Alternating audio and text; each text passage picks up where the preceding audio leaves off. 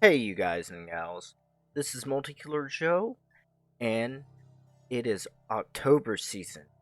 And as they say, 'tis the season for horror. I haven't done a horror review in forever, and I feel really bad about it because there's some really good horror movies I want to touch up on. But for today's horror review, I'm reviewing the movie Night of the Demon. This is a 1988 movie. It's a classic, but for its time, I will say the acting is good, and so is the effects. The effects are great in this. So they made a remake back in 2009, I think, or 2010. It's worth a watch, but it's not as good as the original. So, with getting to it, I'm going to summarize the film for you.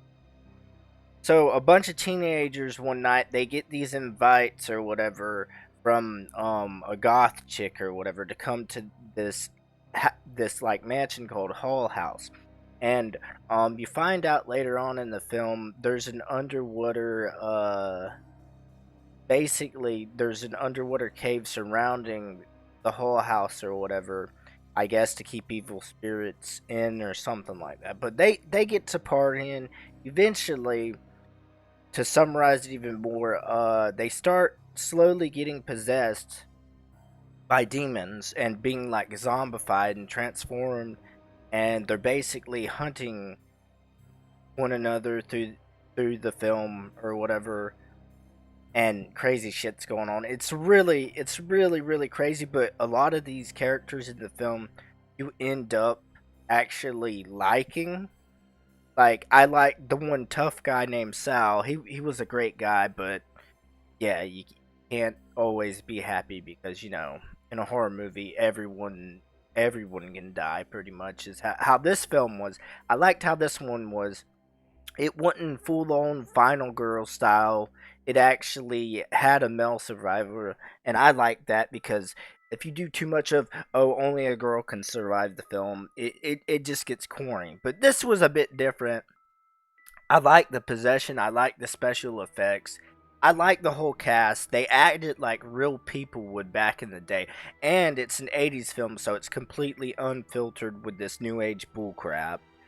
And it's not political, obviously, but I highly enjoyed it and recommend it for you guys. There should be a link in my description because YouTube actually has a good version of it, the Blu-ray version, which is 720p, which is basically HD for you folks. I'll have a link in the description, but it is a really good film.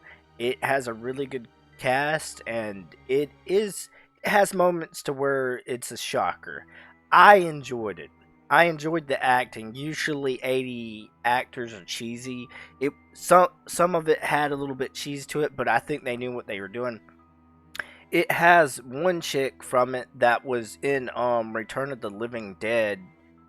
Her character was Trash. Her character's name was Trash, and I'm glad to see her in a horror movies because she's a horror movie queen. Also it's got a lot of nudity in it, which is and can be a good thing, or it depends how you vibe it if you do the movie right. But I think it was good here. You get to see a lot of stuff. That's if you like that kind of thing. If not, um, it's still a good movie. I think the gore in it was good too. Like just some of the gore scenes were great. But with that being said, give this movie a watch. I'm gonna give it a 5-star rating. 5 stars because it was that good. Like when I was little, this was the horror movie I loved watching because it was actually scary. Just imagine you go into a party, then your friend gets possessed and tries to possess you.